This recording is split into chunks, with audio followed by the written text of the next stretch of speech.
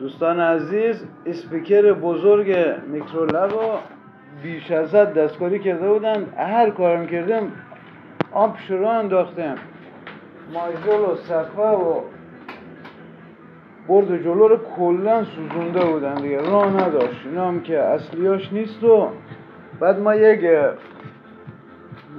برد الگانس داشتم با بات بالا، برای جاساز کردم با ولوماش اینجا جاساز کردم بزرگه، با سیستم خیلی عالی.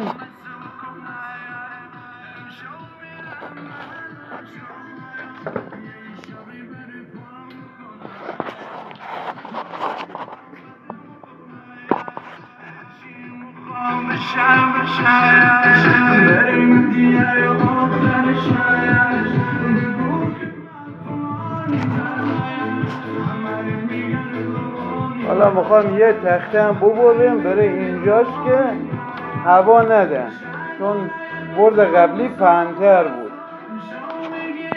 پشت ایرم قشنگ یک فیبر برش دادم، نوپان برد خود چه قشنگ جاساز کردم. این کارخانه ای. دوستان عزیز، لایک و کامنت یادتان نره. شهاب الکترونیک.